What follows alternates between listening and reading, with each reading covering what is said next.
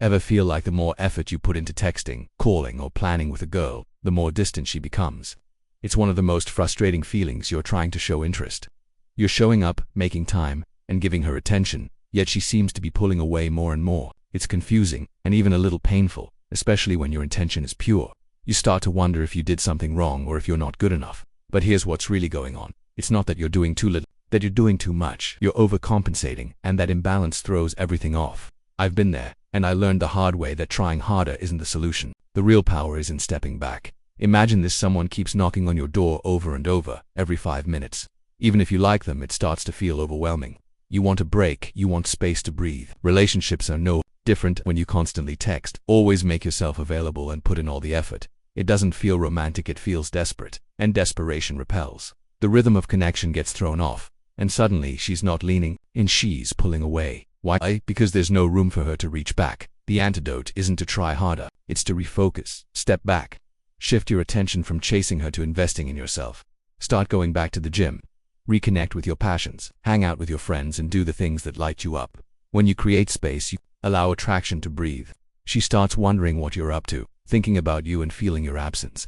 That's where the spark starts to reignite. Pulling back isn't giving up, it's giving her the space to want you. Asterisk. Think about the things in life that people value the most: rare art, limited edition sneakers, front row concert tickets. Why do these things hold such high value? Because they're not easy to get. They're limited, exclusive, and not available to just anyone at any time. The same psychological principle applies in relationships. When you're too available, constantly reaching out, always the first to reply, and dropping everything the second she needs something, you unintentionally send the message that your time and energy aren't valuable. Over time, that can make your presence feel less special, even though your intentions are good. There's something powerful about restraint. You don't need to vanish or ignore her, but you do need to respect your own time and space. When you're always the one initiating the conversation, planning the hangouts, or filling in any silences with texts, you're removing the opportunity for her to invest back into the dynamic. It's no longer mutual efforts, it's one-sided. And when something feels too easy to get, human nature kicks in, and we subconsciously devalue it. On the flip side, when you give her space to wonder what you're up to, when you're not always immediately available, when you take your time to respond because you're genuinely busy living your life, shifts the dynamic. Your time becomes something that has to be earned, not expected. That subtle shift creates curiosity and desire. She'll start to see your attention as something meaningful, something worth having, rather than just something that's always there. And when you do reach out, it'll carry more weight. The truth is, we all crave a little bit of challenge. We appreciate what we have to work for. So don't be afraid to create some space. Not to play games, but to let her see your value by not always being within reach. Asterisk. Predictability might feel safe, but it rarely keeps anyone interested for long. In relationships, mystery is a powerful magnet. It creates curiosity, and curiosity keeps people engaged. Think about your favorite movie or TV show. What keeps you watching episode after episode? It's the unknown, the tension, the fact that you don't have all the answers yet. That same principle applies to attraction. If you lay all your cards on the table from the very beginning, there's nothing left for her to discover. And when there's nothing to discover, interest fades. When you share every thought, every detail of your day, and constantly update her on your whereabouts or feelings, you might think you're building closeness, but you're actually stripping away intrigue. She has nothing to wonder about, no layers to peel back. Part of what keeps a connection exciting is the sense that there's always more to learn about each other. When she feels like she already knows everything, there's no emotional momentum pulling her forward. Instead, think of it like telling a great story. You don't dump everything all at once. You give glimpses, you hint, you reveal enough to be engaging, but not so much that there's no anticipation left. Say you had a crazy weekend, just mention, "It was wild, I'll tell you about it sometime." That one sentence plants a question in her mind. What happened? Who was there? Why won't you just say it now? That's the tension that makes you memorable. Being mysterious isn't about playing hard to get or being cold. It's about keeping a little something to yourself, letting the other person lean in out of interest and obligation. When you let her uncover parts of you slowly over time, the experience becomes richer. She's not just getting attention, she's being drawn into something worth exploring.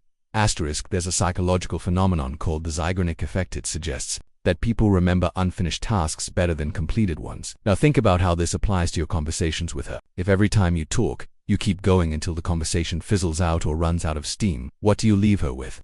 Nothing memorable, just a slow fade. But if you end a conversation while it's still full of energy, when things are going great, the vibe is flowing, laughter is happening, that's when you leave her wanting more. That's when your presence becomes addictive.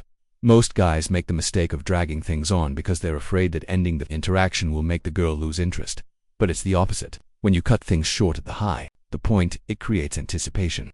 She'll start thinking about you more, replaying the conversation, waiting for the next one. Instead of giving her everything in one go, you're giving her something to look forward to. That "I've got to run, but let's pick this up later" moment becomes the hook that keeps you on her mind. The same thing applies to texting. If you're in the middle of a great back and forth, don't wait until the conversation starts to die out before saying goodbye. Exit with intention. Be the one to say, "Gotta bounce for now, talk soon." This isn't about ghosting or disappearing, it's about leaving with impact. Think about movies. Why do they end with suspense or resolution that opens up new possibilities? Because the ending sets the tone for what comes next. When you master the art of timing, knowing when to walk away at the perfect moment, you keep the connection exciting. She'll wonder what you're up to, look forward to the next interaction, and start reaching out more. It's not playing games, it's understanding human nature. Here's the truth. Most people don't talk about real attraction doesn't come from constant pursuit. It comes from presence, confidence, and purpose. Giving her space isn't just about creating scarcity or building mystery, it's about reclaiming your own energy and putting it back into your life. Too many guys build their entire emotional world around the girl they're into. Every move, every thought, every plan revolves around her. And while that might feel romantic, it's actually a fast track to imbalance. Because if your life revolves around someone else, what happens when they pull away? You're left with nothing solid beneath your feet. That's why the most important thing you can do is focus on building a life you're excited to wake up to. What are your goals? What passions have you been ignoring? Maybe it's getting back to the gym, launching that side hustle, traveling, learning a new skill, reconnecting with your friends. Whatever it is, now's the time to dive into it, because when you start living with purpose, you stop seeking validation from someone else. You stop chasing, not because you don't care, but because you're already fulfilled. This shift in energy is magnetic. People are drawn to those who have direction, confidence, and drive. When she sees that your time is valuable, that you're selective about where you invest your attention, that you're thriving whether or not she's texting back, everything changes. You stop needing her to fill a void, and instead you offer her a chance to be part of something real. At the end of the day, the best version of you is the one who lives fully, with or without anyone's approval. And ironically, that's the version she's most likely to be attracted to. Because confidence isn't about pretending, it's about truly knowing your worth.